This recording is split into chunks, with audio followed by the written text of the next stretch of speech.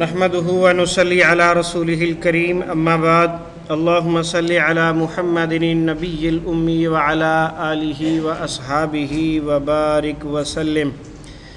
بسم الله الرحمن الرحیم. سورۃ القارعۃ مکیہ. سورۃ القارعہ مکۃ المکرمہ میں نازل ہوئی ہے. ترتیب تلاوت میں 101 نمبر پر اور ترتیب نزول میں 30 نمبر پر ہے. اس سورت کی کل 11 آیات اور 1 رکوع ہے. بسم اللہ الرحمن الرحیم.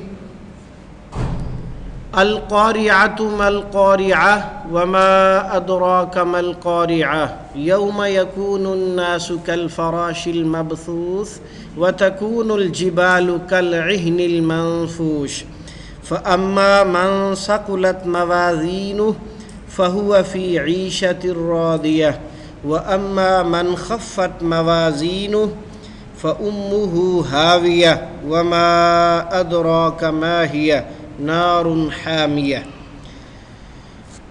اس صورت میں قیامت کی منظر کشی کی گئی ہے. اس کے لیے اللہ رب العزت نے ہمارے لیے کیا کچھ بیان کیا ہے وہ اس کا ترجمہ پڑھ کے ہی ہمیں سمجھ آئے گی کہ سورۃ القارعہ، قارعہ نکلا ہے قرع سے. قرع کا معنی ہوتا ہے کھٹکھٹانا، اور عام کھٹکھٹانا نہیں، بڑی شدت اور زور کے ساتھ کھٹکھٹانا، اور اس کی آواز میں گھبراہٹ جو ہے وہ طاری ہو جائے. القارعہ قیامت کے ناموں میں سے ایک نام ہے. قیامت کے ناموں میں سے ایک نام ہے القارعہ، کھٹکھٹانے والی. مل قارعہ، کیا ہے کھٹکھٹانے والی؟ القارعہ کے آخر میں گولتا جو ہے یہ واحد مؤنث کی علامت ہے، اس کا الگ سے ترجمہ ممکن نہیں. مل قارعہ، ما آپ جانتے ہیں کہ اس کا ترجمہ جو بھی ہوتا ہے نہیں اور نہ بھی ہوتا ہے اور کیا بھی ہوتا ہے. یہاں اس کا ترجمہ کیا ہے کیونکہ یہ سوال کرنے کے لیے استعمال ہو رہا ہے. مل قارعہ کیا ہے کھٹکھٹانے والی. مزید تاکید پیدا کرنے کے لیے یہی جملہ تھوڑا سا مختلف انداز کے ساتھ دہرایا گیا. وما ادراکا، اور کیا ادراکا جانے آپ. اس کا اکٹھا ترجمہ کریں گے اور آپ کیا جانیں. مل قارعہ کیا ہے کھٹکھٹانے والی. ادراکا کے آخر میں کاف زبر کا آپ دیکھ رہے ہیں، یہ فعل کے آخر میں کاف زبر کا ہے جس کا ترجمہ تجھے یا آپ کیا جاتا ہے. وما ادراکا، آپ کیا جانے. مل قارعہ کیا ہے کھٹکھٹانے والی. اس کے بعد رب العزت آیت نمبر 4 میں خود ہی ارشاد فرماتے ہیں یوم، اس دن، یکون ہوں گے، الناس لوگ. یوم اردو میں عام استعمال ہوتا ہے، یوم، ایام، یوم آزادی وغیرہ. یکون جو ہے یہ بار بار آنے والے فعلوں سے تعلق رکھتا ہے. اس کا ترجمہ ہے، ہوں، ہے، ہوں، ہے، یا تھا، تھی، تھے میں سے کوئی ایک آتا ہے. یہاں اس کا ترجمہ ہوں گے. اس دن ہوں گے الناس لوگ، اس دن ہوں گے لوگ کل فراشی پروانوں کی طرح. کبھی دیکھے ہیں بارش کے موسم میں جب شمع جل رہی ہو، موم بتی جل رہی ہو یا کوئی ٹیوب لائٹ جل رہی ہو تو پروانے جو ہے وہ اس کی طرف لپکتے ہیں اور اپنے جان سے بھی ہاتھ دھو بیٹھتے ہیں. تو فرمایا اس دن ہوں گے لوگ کل فراشی پروانوں کی طرح. یہ کل فراش کے شروع میں جو کاف زبر کا سرخ رنگ میں آپ دیکھ رہے ہیں، یہ اسم کے شروع میں آنے والا کاف زبر کا تشبیہ کا مفہوم دیتا ہے. اس کا ترجمہ کی طرح، کی مثل، مانند وغیرہ کیا جاتا ہے. کل فراشی، پروانوں کی طرح. لفظ الفراش نیا لفظ ہے، 15% سے تعلق رکھتا ہے. پروانے، کل فراشی، پروانوں کی طرح. المبسوس، بکھرے ہوئے، یہ لفظ بھی نیا ہے. اور پیچھے یہ ادراک کا لفظ گزرا ہے، یہ بھی نیا ہے. آپ کیا جانیں کیا ہے کھٹکھٹانے والی. یوم یکون الناس کالفراش المبثوث، اس دن ہوں گے لوگ بکھرے ہوئے پروانوں کی طرح. وَتَكُونُ الْجِبَالُ، اور ہوں گے، وَتَكُونُ، اور ہوں گے، الجبال، پہاڑ. تکونو کے شروع میں جو تا ہے یہ مؤنث کی علامت ہے، اس کا اشارہ الجبال کی طرف ہے. لفظ الجبال عربی زبان میں مؤنث ہے، اس لیے تکونو کے شروع میں تا مؤنث کی طرف اشارہ کرنے کے لیے آئی ہے. وَتَكُونُ، اور ہوں گے، الجبال، پہاڑ، کالعہن، رنگین اون کی طرح. المنفوش، جو کہ دھنی ہوئی ہوتی ہے. کل اہن کے شروع میں جو کاف ہے یہ تشبیہ والا ہے اور اس کا ترجمہ مثل، مانند یا کی طرح کیا جاتا ہے. لفظ المنفوش بھی نیا ہے اور الاہن بھی نیا ہے. الاہن رنگین اون، المنفوش دھنکی ہوئی، جنوں پنجابی چ کہندے ہو پنجی ہوئی روئی، پینجے دے اندر پنجی ہوئی روئی. اس دن ہوں گے پہاڑ رنگین اون کی طرح. کون سی رنگین اون؟ دھنکی ہوئی روئی. پہاڑ آپ جانتے ہیں اللہ تعالیٰ کی مخلوقات میں سے کتنی سخت جان مخلوق ہے. اسے آپ کدال کے ساتھ، ہتھوڑے کے ساتھ بھی توڑیں تو یہ آپ کے قابو میں نہیں آتا. انتہائی سخت جان اللہ تعالیٰ کی مخلوق ہے.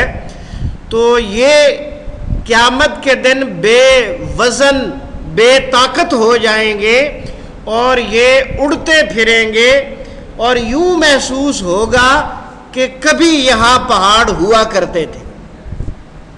اندازہ کیجیے، شک پڑے گا صرف کہ یہاں کبھی پہاڑ ہوا کرتے تھے.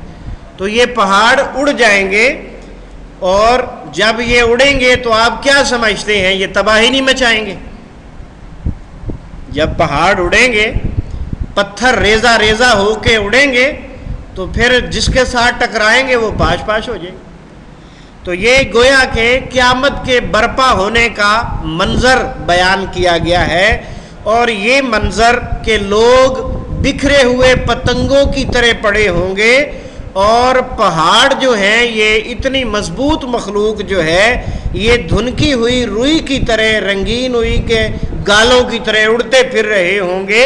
یہ کیفیت قیامت کے عین برپا ہونے کا منظر ہے جب پہلا نفخہ جو ہے، پہلا سور پھونکا جائے گا. یہ صورتحال اس وقت ہوگی. اور اس سے مزید تفصیل والی آیات اور صورتیں اس کے بعد ہم پڑھنے والے ہیں، جس کے اندر سورج، چاند، ستارے، زمین، آسمان اور اس کائنات کی ہر چیز کی تباہی کا منظر پیش ہوگا. اور اس کے ساتھ ساتھ یہ منظر بھی پیش ہوگا کہ یہ جو سمندر ہے اس میں بھی آگ بھڑک اٹھے گی. حالانکہ دنیا کے اندر جو ہے، دنیا کے اندر جو پانی ہے آگ بجھانے کے کام آئے گا، لیکن قیامت جس دن برپا ہوگی اس دن یہ پانی پیٹرول کا کام دے گا. اسی پانی کو آگ لگی اور ہر طرف آگ ہی آگ پھیل جائے گی. اس کے بعد آیت نمبر 6 سے اللہ رب العزت نفخہ ثانیہ، دوسرا سور جب پھونکا جائے گا، پہلے سور کے پھونکنے کے بعد دنیا تباہ و برباد ہو جائے گی.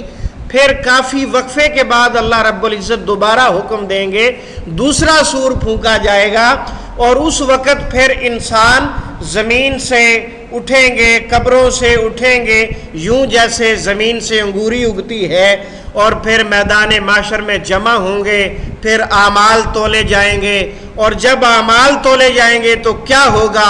آیت نمبر 6 اور 7 اور اسی اگلی 11 آیات کے اندر اسی بات کا منظر کھینچا گیا ہے۔ فَأَمَّا، پس رہا وہ، یہ لفظ جو ہے اما، اس کا ترجمہ لیکن بھی ہوتا ہے، مگر وہ بھی ہوتا ہے، رہے وہ بھی ہوتا ہے۔ یہ لفظ دراصل پچھلی بات کی تفصیل کے لیے آیا کرتا ہے، تو گویا کہ چونکہ قیامت کی منظر کشی ہو رہی ہے تو اس بات کی تفصیل بیان کرنے کے لیے آ رہا ہے۔ فَأَمَّا، پس رہا وہ شخص جو ثقلت، بھاری ہو گئے۔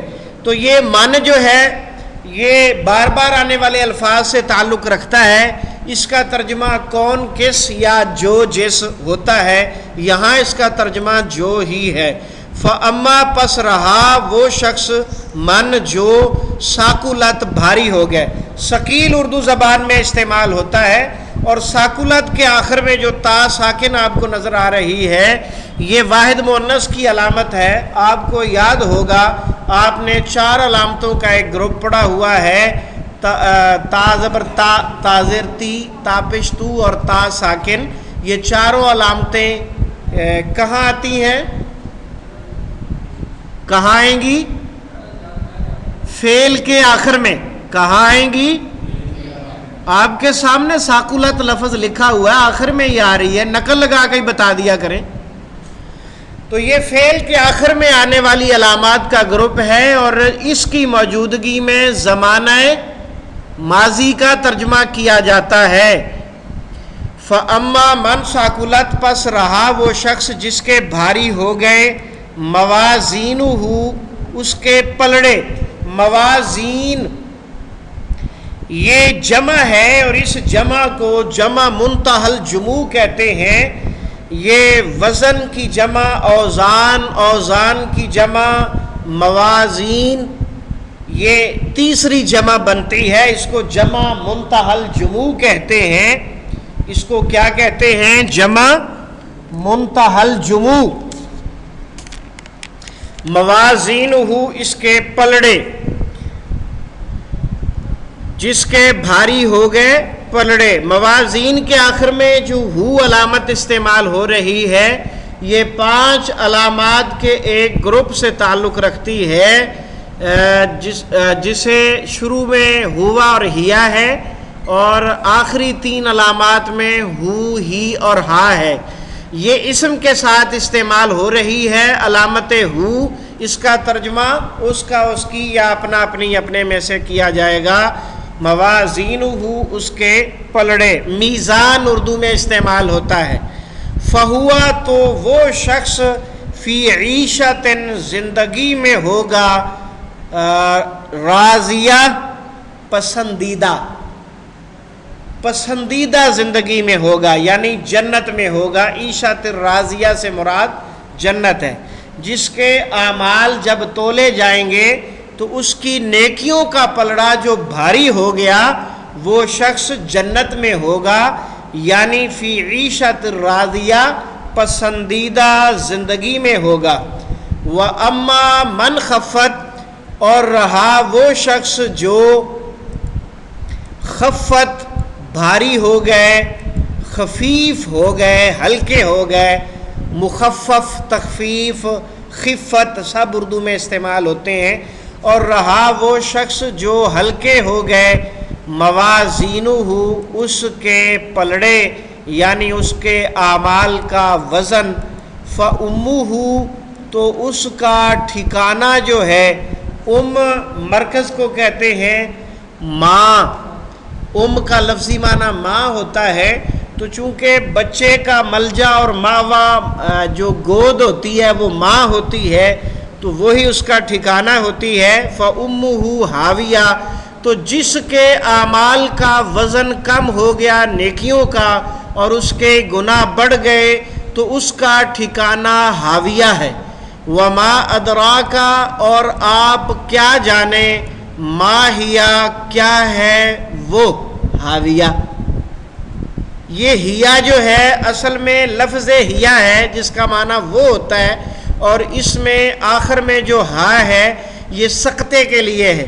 قرآن مجید میں اللہ رب العزت بعض مقامات پر ایسے حروف آخر میں بولا کرتے ہیں جو وزن کو برابر رکھنے کے لیے ہوتے ہیں، معنی کے اندر ان کا عمل دخل نہیں ہوتا۔ یہ پچھلے الفاظ آپ دیکھ رہے ہیں، موازین، ہاویہ، اسی طرح ماہیہ، وزن کو برابر رکھا گیا ہے۔ یہ کلام کی خوبصورتی ہوتی ہے، اس کو سقطے کی ہا کہتے ہیں یا وقف کی ہا کہتے ہیں۔ ماہیہ کیا ہے؟ وہ کا اشارہ کدھر ہے؟ ہاویہ کی طرف، اور لفظ ہاویہ چونکہ گولتا والا ہے، مؤنث والا ہے، اس لیے ہیا مؤنث کا لفظ اس کے ساتھ بول کے اشارہ کیا گیا ہے۔ پس جس شخص کے اعمال کا وزن ہلکا ہو گیا، نیکیوں کا پلڑا ہلکا ہو گیا، فَأُمُّهُ ہاویہ، تو اس کا ٹھکانہ ہاویہ ہے۔ وَمَا أَدْرَاكَ مَا هِيَ، آپ کو کیا معلوم کیا ہے ہاویہ؟ نارٌ، آگ ہے، نارٌ، آگ ہے، حامیہ، دہکتی ہوئی، شعلے مارتی ہوئی۔ ہمارے ہاں پاکستان میں نیکی اور گناہ کا تصور بڑا عجیب ہے۔ ہمارے ہاں عام لوگوں کو پتہ نہیں ہوتا کہ نیکی کی قدر کیا ہے اور گناہ کی سزا کیا ہے۔ اس سے جو ہے بالا تر عموماً عام لوگ گناہ کرتے ہیں، اور گناہ کرتے ہوئے ان کی جو نظر ہوتی ہے وہ دو باتوں پر ہوتی ہے۔ پہلی بات یہ ہے کہ ہم مولا علی مشکل کشا کے ماننے والے ہیں، وہ ہمیں چھڑا لے گا، اس لیے کہتے ہیں، ایک جملہ بولا کرتے ہیں، جانے یا علی، گناہ کرتے ہیں اور اس کے بعد توبہ کرنے کی بجائے، استغفار کرنے کی بجائے، اللہ سے معافی مانگنے کی بجائے کیا کہتے ہیں؟ جانے یا علی۔ کیا مطلب کہ ہم علی رضی اللہ تعالی عنہ کے ماننے والے ہیں، وہ جانے اور اس کا رب جانے، ہمیں وہ چھڑا لے گا۔ کچھ لوگوں کا یہ نظریہ ہوتا ہے، اور کچھ لوگوں کا یہ نظریہ ہوتا ہے کہ ہم محمد رسول اللہ صلی اللہ علیہ وسلم کے ماننے والے ہیں، وہ اللہ تعالیٰ کے حبیب ہیں، اللہ تعالیٰ کے بڑے پیارے اور بزرگ رسول ہیں، اور ان کی سفارش سے ہم جو ہے اللہ تعالیٰ ہمارے گناہ معاف کر دے گا۔ تو عزیز بھائیوں، یہ دونوں باتیں جو ہیں یہ شیطان کی طرف سے ہمارے لیے ایک بہت بڑا دھوکہ ہے۔ دیکھیں جی، ہم گناہ اگر جان بوجھ کر کر رہے ہیں تو پھر تو کسی کی طرف سے بھی سفارش کا تصور نہیں ہو سکتا۔ گناہ اگر بھول کر ہو گیا ہے تو اس کی بات اور ہے، آپ جان بوجھ کے کرنے جا رہے ہیں، اور جان بوجھ کے کرنے کے بعد آپ توبہ استغفار بھی نہیں کر رہے، تو آپ کی سفارش کون کرے گا؟ سفارش کے لیے پہلے آپ اپنا ایمان تو ثابت کریں۔ ہمارا تو ایمان ہی مکمل نہیں ہے، نہ اللہ پر نہ اس کے رسول پر۔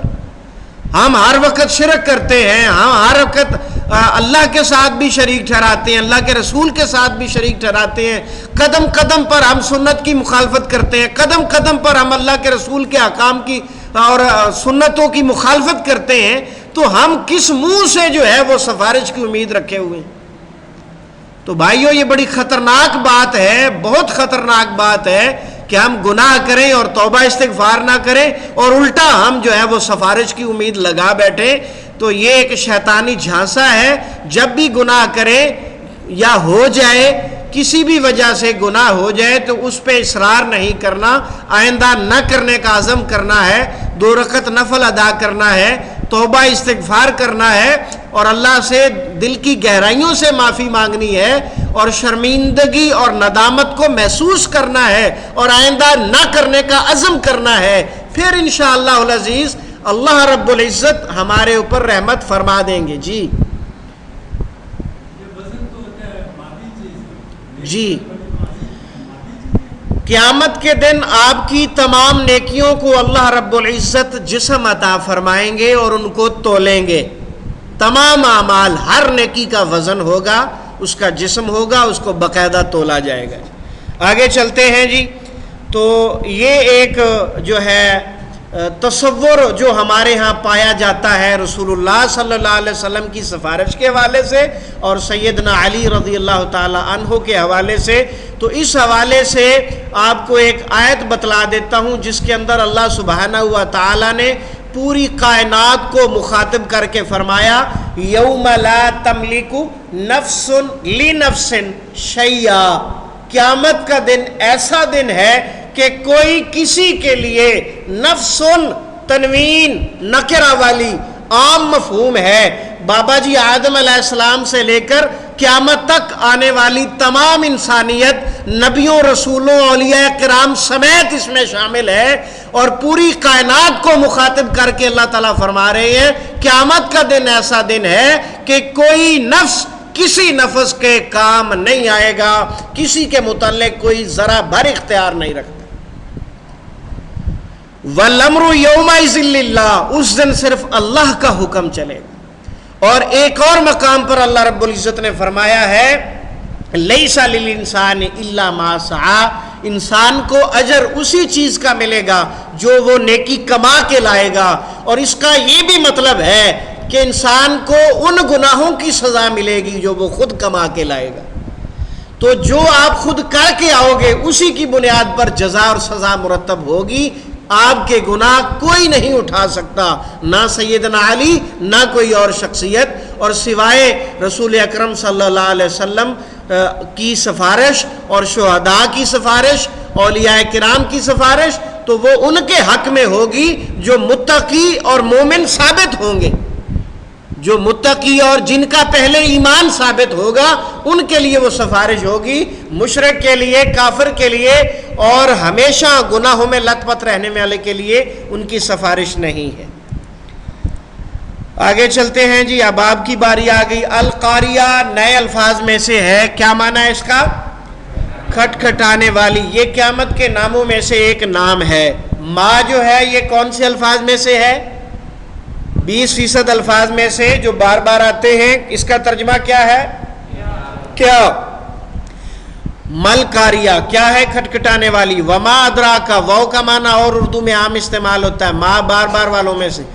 ادراکا پورا لفظ سرخ ہونا چاہیے. کاف زبر کا بار بار والوں میں سے ہے. ادراکا کا معنی ہے آپ کیا جانیں. ملکاریہ کیا ہے؟ کھٹکھٹانے والی. یوما اردو میں کیا استعمال ہوگا؟ یوم، ایام، یوم آزادی، یوم آخرت وغیرہ. یکونو بار بار والے الفاظ میں سے ہے. الناس اردو میں استعمال ہوتا ہے. کیسے؟ عوام الناس، عامت الناس. کل فراش میں کاف زبر کا بھی اردو میں استعمال ہوتا ہے. کیسے؟ کما حقہ. کل عدم تنظیمیں، کل عدم تنظیمیں، کما حقہ. تو الفراش پتنگے، پروانے، المبسوس بکھرے ہوئے، یہ دونوں لفظ نئے ہیں. وَتَكُونُ الْجِبَالُ كَالْعِهْنِ الْمَنْفُوشِ، واو اردو میں استعمال ہوتی ہے. تکونو بار بار آنے والے 20% الفاظ سے ہوں گے. الجبال جبل، جبل رحمت مکہ المکرمہ میں ایک پہاڑ ہے جہاں حاجی کھڑے ہو کے دعا مانگتے ہیں. جبل نور بھی ہے وہاں پر. اور اسی طرح جبال ہمالیہ، اس کی جمع بھی استعمال ہوتی ہے. کوہ ہمالیہ، جبال ہمالیہ. تو کالہن میں کاف زبر کا، کما حقو اور کل عدم تنظیمیں. الہن جو ہے رنگین اون، اور المنشوف، المنفوش دھنکی ہوئی، پنجی ہوئی روئی. فاما اور من دونوں بار بار آنے والوں میں سے ہیں. ساکولت سکیل سے نکلا ہے. سکیل کشش سکل، ہاں جی سکیل اردو میں استعمال ہوتا ہے. موازین وزن، اوزان، موزون، موازین، میزان سب اسی سے ہیں. ہو بار بار والوں میں سے. فہوا، فا اور ہوا دونوں بار بار والوں میں سے. فی اردو میں عام استعمال ہوتا ہے. کیسے؟ فی الحال، فی الوقت، فی الفور، فی الواقع، فی الحقیقت. عیشا عیش و عشرت، عیش و عشرت.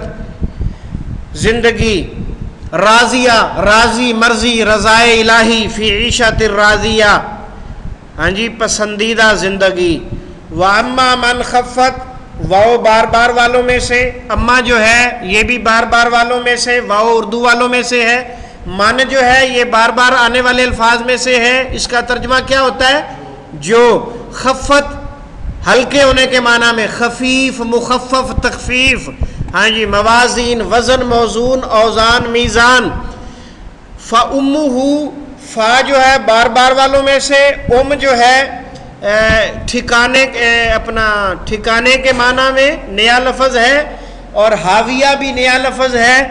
وما ادراک، واؤ بار بار والوں میں سے ہے، ما جو ہے واؤ اردو والوں میں سے ہے، اور ما جو ہے بار بار آنے والے الفاظ میں سے ہے۔ ادراکا نئے 15% الفاظ میں سے ہے، اور کاف زبر کا بار بار والوں میں سے۔ ادراکا آپ کیا جانے، ماہیا کیا ہے یہ، کیا ہے وہ حاویہ، ما اور ہیا دونوں بار بار والوں میں سے ہیں۔ نارن اردو میں استعمال ہوگا، کیسے؟ یہ خاکی اپنی فطرت میں نوری ہے نہ ناری، تو نوری ناری مخلوق بھی ڈائریکٹ استعمال ہوتا ہے۔ حامیہ نیا لفظ ہے، دیکھتی ہوئی شعلے مارتی ہوئی آگ۔ سبحانک اللہم و بحمدک، اشہد ان لا الہ الا انت، استغفرک و اتوب الیک۔